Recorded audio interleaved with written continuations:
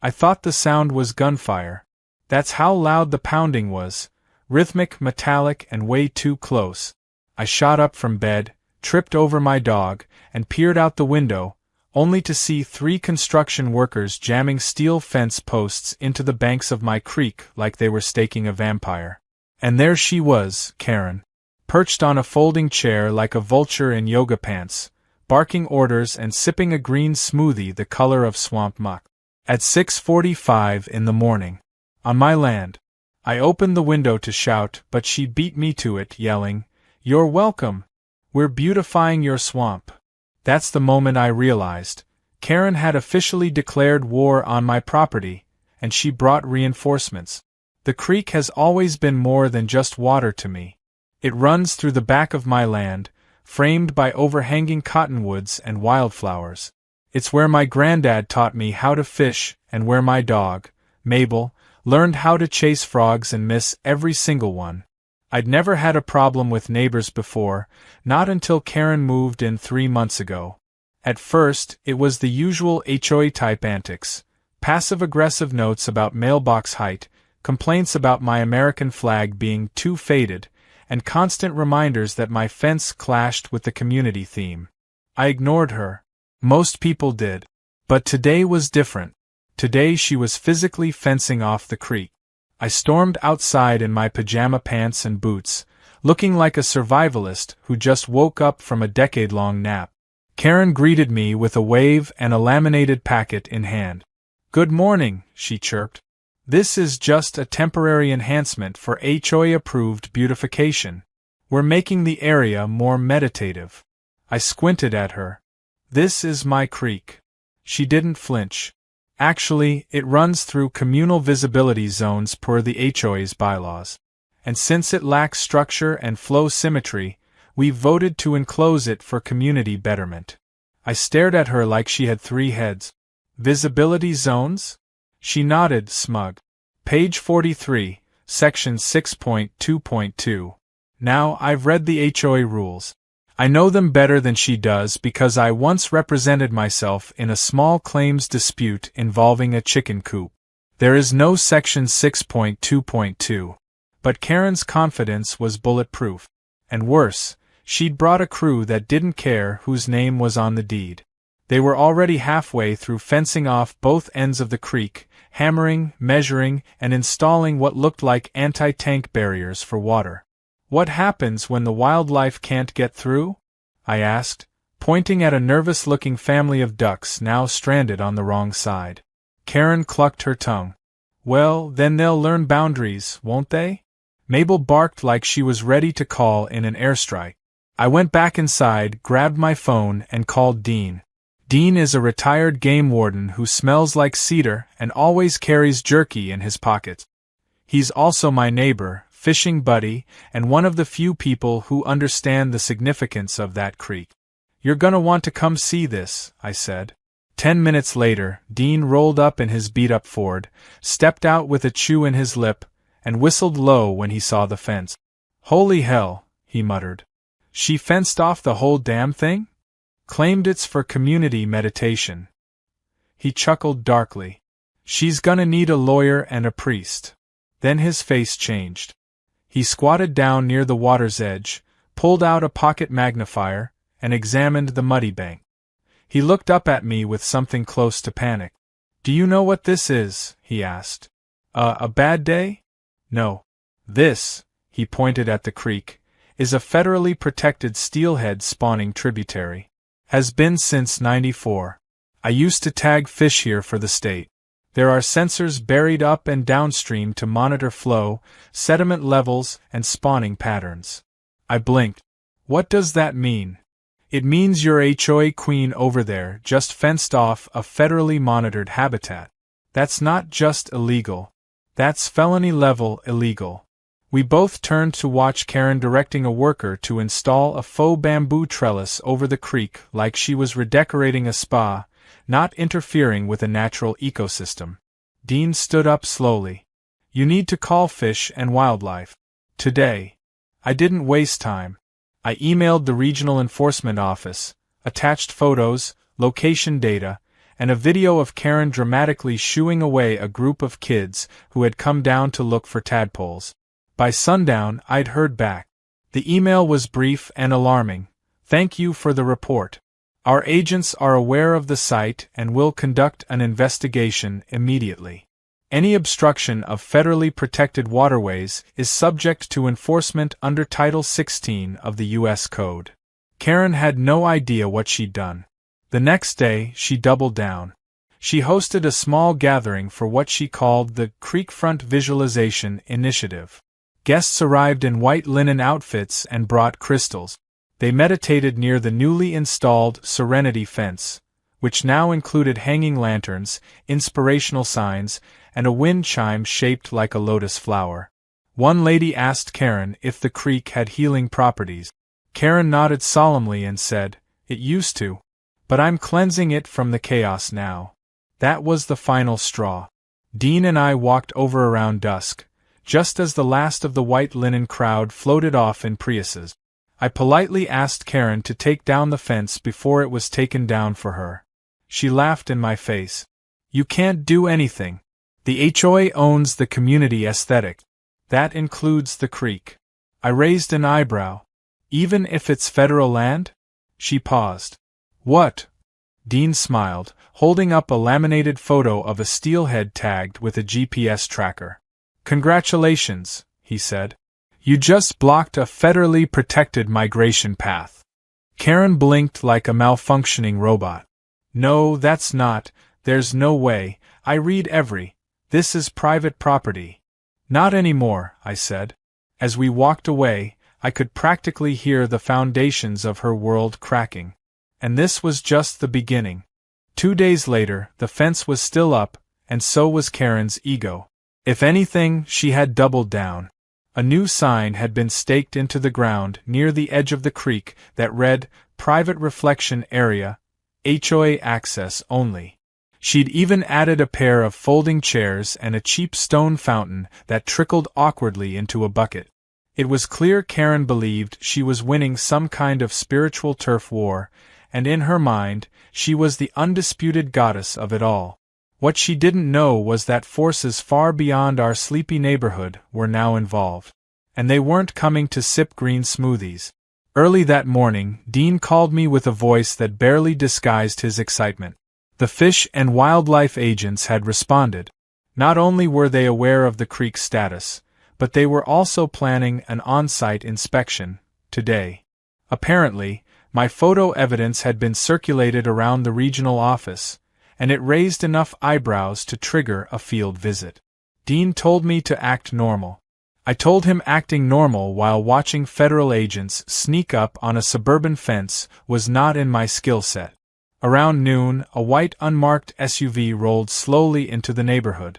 It passed Karen's house once, circled the block, and then came to a stop a few houses down from mine.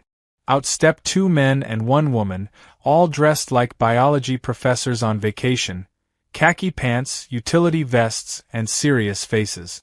One of them carried what looked like a case for a musical instrument, but I had a feeling it didn't contain a violin. I watched from the porch, pretending to be absorbed in trimming hedges. Dean stood across the street, pretending to restring his fishing rod. The agents moved casually toward the creek like birdwatchers until they saw the fence. Then they stopped cold. One of them actually muttered, "You've got to be kidding me." Karen must have seen them from her window, because she appeared seconds later, striding toward the creek like she owned it, and everything within a 100-mile radius. "Can I help you?" she asked, blocking their path with a clipboard and a smile she probably practiced in the mirror. One of the agents flashed a badge. "U.S. Fish and Wildlife Service, ma'am. We're conducting an inspection related to a reported obstruction of a federally protected waterway." Karen blinked.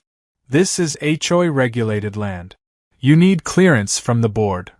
The female agent stepped forward. "We're responding to a violation of the Endangered Species Act and the Clean Water Act. That supersedes local homeowners association rules." Karen snorted. "Oh please. That little puddle doesn't even run year-round." The agent's face didn't change.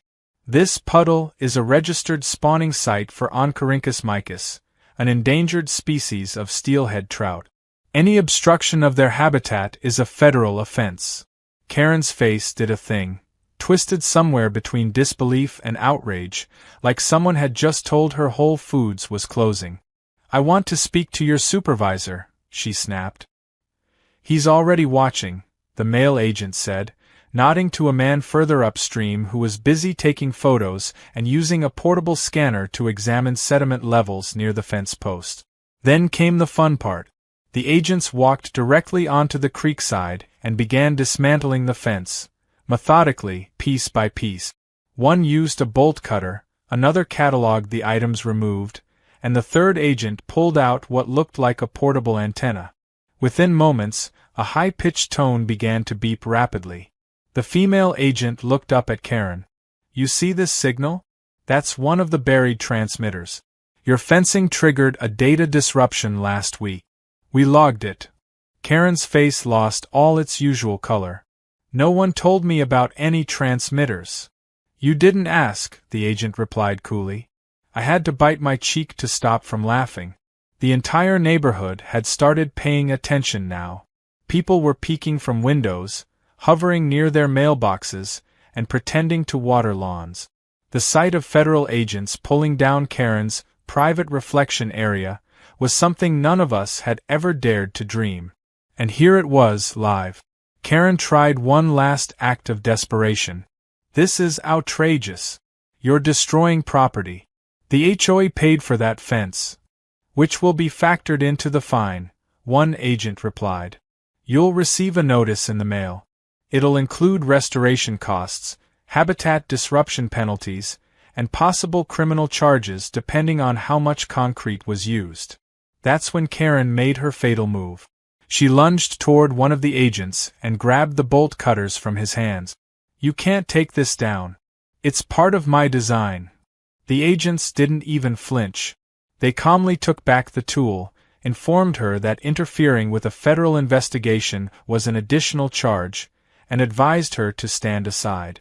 When she refused, they called in the county sheriff for backup. By the time a cruiser pulled into the cul-de-sac 15 minutes later, Karen had begun screeching about overreach and communist infiltration. She was politely escorted to her home and warned that any further obstruction could result in immediate arrest. The fence was fully removed by late afternoon. The only thing left behind was a small white sign reading, "Federal Property. Do not disturb," and a set of tiny metal stakes marking protected monitoring points. The fallout was immediate. That evening, an emergency HOA meeting was called, and for the first time since Karen seized control, the board actually listened to the homeowners. Apparently, they'd had enough of the drama, the unauthorized expenditures, and the sudden unwanted attention from federal agencies. Several board members resigned on the spot. Karen was suspended pending investigation into misuse of HOA fund. I didn't say much at that meeting. I didn't need to.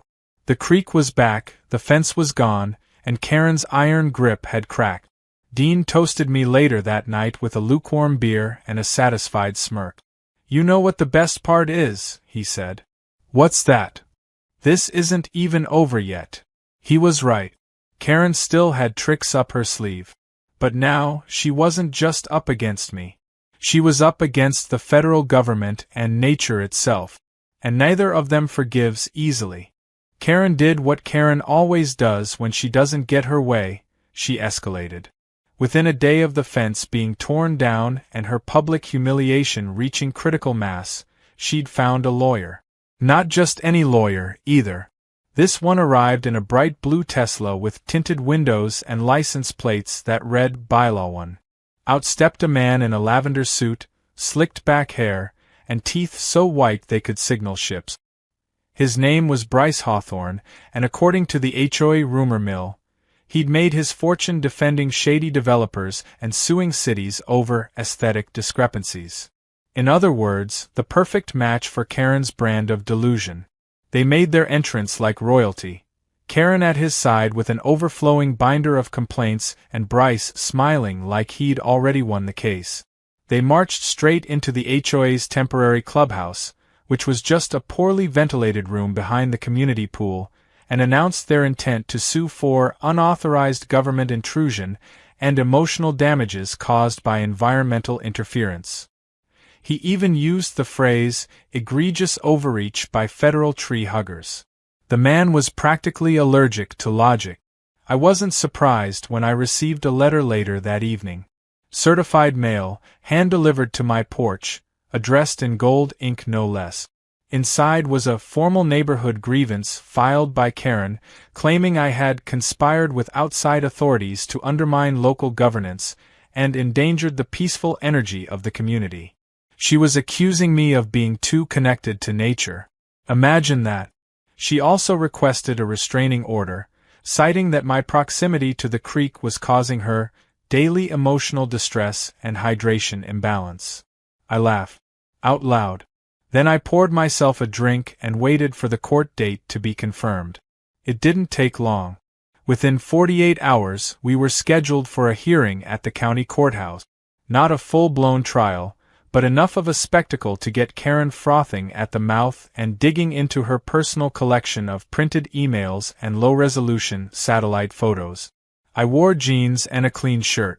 Karen showed up in a full white pantsuit and an American flag scarf, looking like she was running for HOA president of the entire planet. Bryce strutted in behind her like a peacock, briefcase in hand, ready to sue the world. The courtroom wasn't packed, but there were enough curious neighbors in the pews to make it feel like a small-town drama. And at the front of it all sat Judge Rosalind Keene, sharp-eyed, silver-haired, and completely unimpressed by nonsense.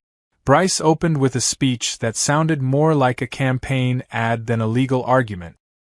He accused Fish and Wildlife of fabricating data, claimed that the creek was spiritually stagnant, and even implied that the federal agents had personal vendettas against decorative fencing. Karen nodded along dramatically, holding up photos of the creek pre-fence and post-fence as if they were crime scene evidence. One of the photos showed me fishing. She claimed it was proof of hostile territorial behavior. Then it was my turn. I stood, handed over the email correspondence with the federal office, the original deed to the land, and a printed copy of the creek's environmental protection designation, complete with maps and registration numbers. The judge took one look at the documents and raised an eyebrow. "Mr. Hawthorne," she said slowly, "are you aware that this stream is on a federal registry of endangered species habitats?" Bryce straightened his lavender tie. "Your Honor, that registry is outdated and subject to local zoning overrides." "It was updated last year," I said, trying not to grin. The judge flipped through the pages. "I also see that your client submitted HOA documents claiming communal rights to land clearly marked as private on the county survey." Karen tried to interrupt. "But the creek runs behind multiple properties. It's clearly visible to others." "Visibility is not the same as ownership," Judge Keene replied. "And even if it were, that doesn't give you the right to alter or obstruct a federally monitored ecosystem." Karen opened her mouth again, but the judge raised a hand. "Ma'am, this is a hearing, not a town hall. Please control your outbursts." Then came the twist. Judge Keene invited a representative from Fish and Wildlife to provide testimony. I didn't even know they were coming. The agent stepped forward, tall, composed, and wearing the same windbreaker from the creek inspection. She introduced herself and proceeded to lay out, in no uncertain terms, just how severe the situation was. Karen hadn't just installed a fence. She'd driven metal posts into a spawning ground, blocked access to native trout species, tampered with a federally monitored waterway, and disrupted sensor equipment that collects data for both the state and national databases. The room went silent. Even Bryce stopped smiling. But it didn't end there. The agent also brought up the unauthorized landscaping, concrete poured near the banks, foreign decorative stones, and non-native plants that could potentially choke out local vegetation. She mentioned fines, restoration demands, and even, depending on ongoing investigations, possible criminal charges under environmental protection laws. Karen started to sputter. But I didn't know. No one told me it was federal. You were told the day the fence was taken down, the judge said calmly. You chose to proceed with legal action anyway. And with that, the decision came swiftly.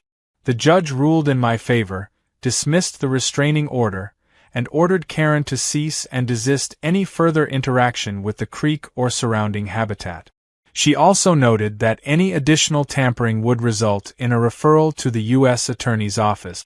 But then came the cherry on top. Karen was slapped with a $45,000 fine. Not just for the damage to the creek, but for the illegal use of HOA funds to install the fence, host events, and hire an attorney without a board vote. The courtroom gasped. Bryce's jaw actually dropped. Karen's face went through 5 shades of disbelief before settling on a pale shade of rage. As we left the courthouse, Dean patted me on the back. Well, that went about as well as a creek blessing with dynamite. Karen, on the other hand, stormed to her Tesla, peeled out of the parking lot, and screamed something that sounded like, "This isn't over." And for once, she was right. Because when Karen's back is against the wall, she doesn't surrender. She gets weird. And that's exactly what she did next. The problem with Karen wasn't that she lost. It was that she couldn't stand losing publicly.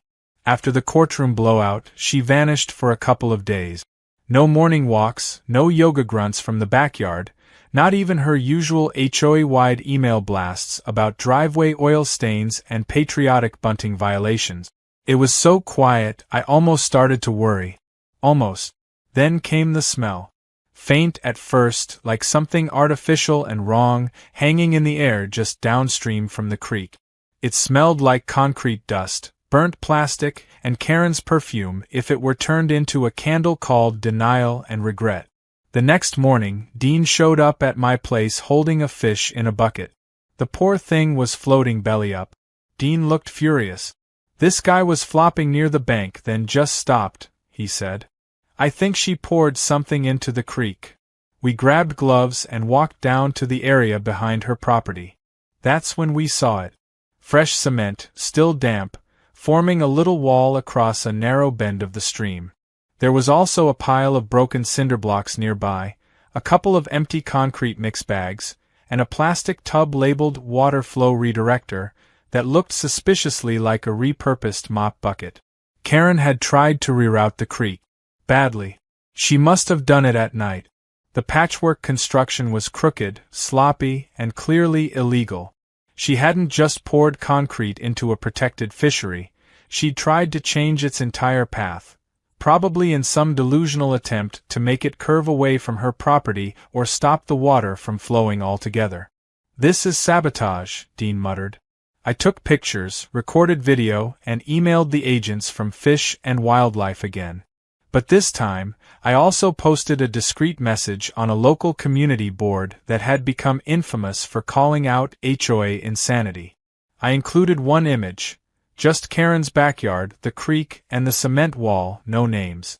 The post simply read, "When your neighbor loses in court and tries to rewire nature." It exploded overnight. The comments rolled in faster than I could read them. People were tagging local news stations, environmental watchdogs, and even a famous wildlife YouTuber. Someone made a meme of Karen in a hard hat labeled Queen of Creek Construction. Another turned the cement wall into a movie poster, Karen vs. Nature, the final wall. But the real twist came from the hidden cameras. Turns out, when the Fish and Wildlife agents had first inspected the creek, they'd reactivated some of the motion-triggered trail cams buried along the route. They weren't just there for wildlife, they were also used to monitor illegal dumping and environmental tampering. And one of them had caught Karen in full-on villain mode. The footage showed her dragging a wheelbarrow filled with bags of quick-set concrete. She was wearing night goggles, a headlamp, and what looked like a painter's jumpsuit. She slipped twice, cursed loudly both times, and at one point, hurled a bucket into the bushes when it wouldn't pour properly. She was also singing something that sounded like the national anthem but with the words, "My creek, my rules." When that footage was handed over to the agents, they didn't even respond with words. Just a one-line email, "We're on our way." The next morning, they showed up again. This time, they brought backup. 2 more agents, an environmental chemist, and a representative from the State Department of Fish and Game. It was like watching a SWAT team descend on a garden gnome convention. They cordoned off the area, began removing the concrete, and took soil and water samples. Karen came outside mid-process, still in her robe, and began screaming that they were trespassing with shovels. One of the agents calmly showed her the footage. Karen stared at the screen, jaw slack, then launched into a rant so incoherent that even the squirrels stopped and stared.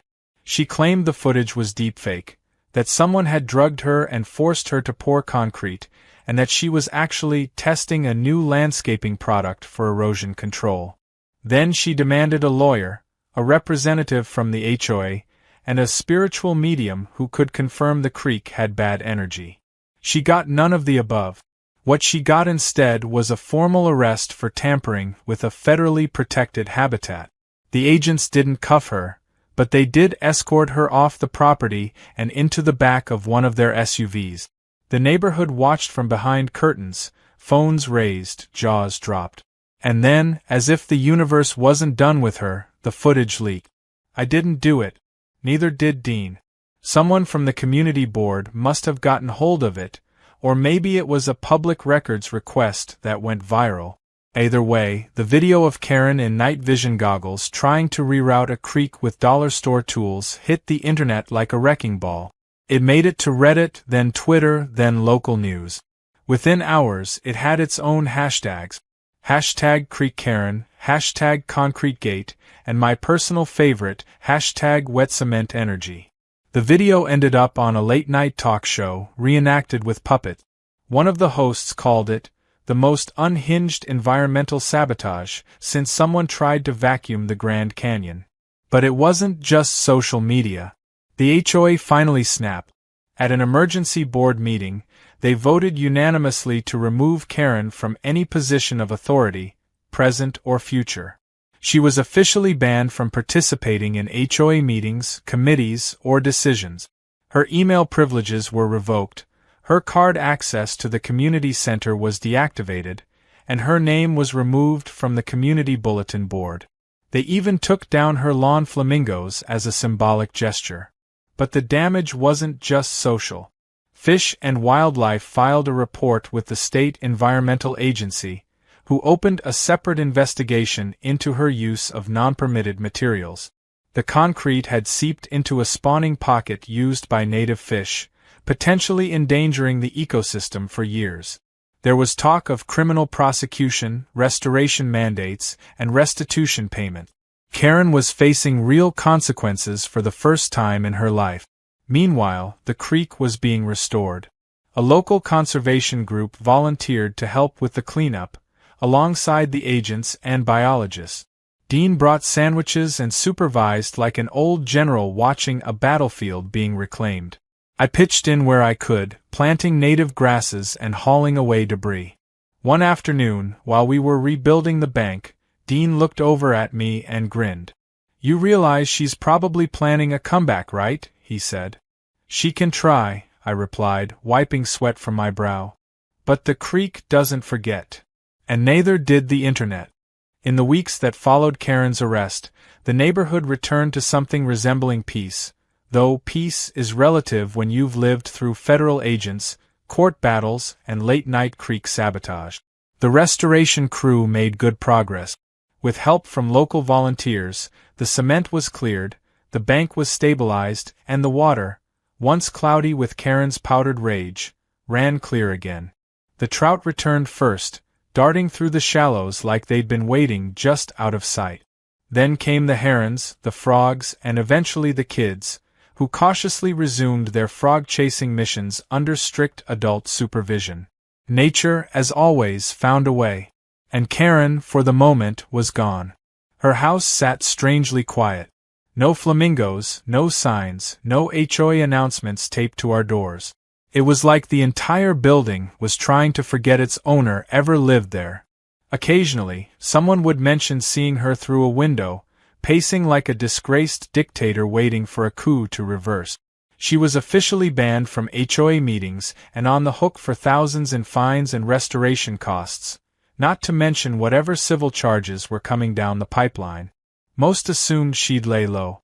They underestimated her. One afternoon, I came back from the creek to find a letter tucked under my door.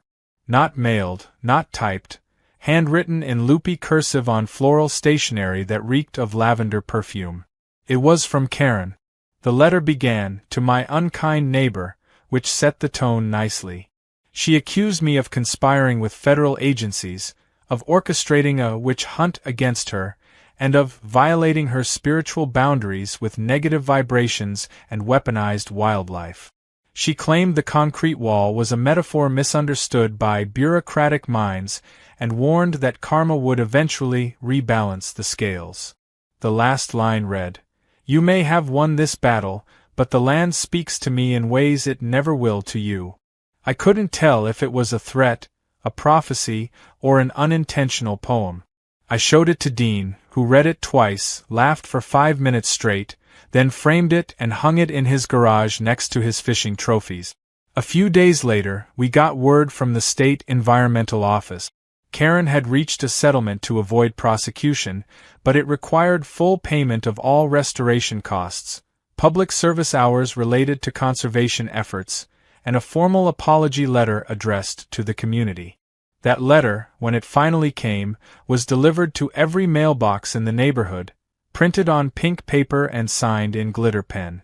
I regret if my actions were misunderstood by those unequipped to see the bigger picture, she wrote.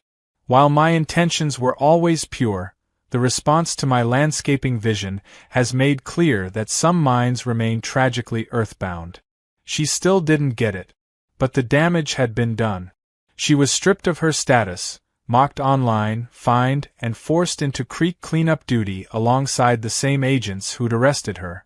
Someone snapped a photo of her picking up trash in a reflective vest and posted it with the caption, "Creeksilla goes community." We thought that was the final act. But the universe wasn't quite finished. It started with an old stone Karen had knocked over when she built her doomed fence. At the time, no one thought much of it, just a weather-worn chunk of granite that had been buried under ivy and vines near the edge of the water. But during one of the final restoration days, Dean noticed something strange beneath the loosened dirt. It looked like a metal hinge. We started digging, careful not to disturb the creek, and eventually unearthed what looked like a small hatch. It was sealed shut, rusted over, and covered in moss. Dean stared at it like he'd just seen a ghost. "This can't be what I think it is," he muttered. Turns out, Dean's great-grandfather had worked this land back in the late 1800s. The creek wasn't just a fishery. It had been part of a now-forgotten mining claim during a short-lived gold rush that fizzled out before it got famous. Local lore said he'd buried a strongbox somewhere near the creek after a legal dispute with land surveyors. Everyone figured it was just a story. Until now. We called in a historian from the county museum who confirmed it was, in fact, an early 20th century federal issue lockbox. Inside, we found old documents, original land grants, handwritten maps, even correspondence with the government regarding water rights and mineral claims. There was also a velvet pouch containing a few coins dated 1872, still gleaming after all those years underground. The historian nearly fainted. Not only did the documents strengthen the creek's protected status, they also proved that parts of the surrounding land had once been considered federally significant. That meant any attempt to alter, build on, or redirect the area could be subject to even stricter oversight. The irony wasn't lost on us. Karen had tried to control the creek and, in doing so, had exposed the very history that made it untouchable. Word spread fast. The county declared the area a historical conservation site. A small plaque was installed near the bend in the stream where we found the hatch, recognizing the contributions of early settlers and the environmental significance of the waterway. Local schools started planning field trips. The creek wasn't just a backyard feature anymore, it was a living piece of history. As for Karen, her house eventually went up for sale. Rumor had it she moved to Arizona to recenter herself spiritually, though some claimed she was last seen trying to argue with a park ranger at the Grand Canyon. Bryce, her flamboyant attorney, rebranded as a litigation wellness coach, and opened a podcast that lasted 3 episodes before disappearing into obscurity. Life went on. Dean and I went back to fishing on Saturdays, now joined by curious kids and the occasional science teacher. Mabel still chased frogs, still never caught a single one. And the creek, finally left in peace, ran clearer than ever. One morning, standing by the water, I watched the sun break through the trees, turning the surface into gold. I thought about everything, the fences, the arrests, the concrete, the night vision goggles, and I smiled. Because no matter how hard Karen had tried to claim it, reshape it, dominate it, the creek had outlasted her. It always would.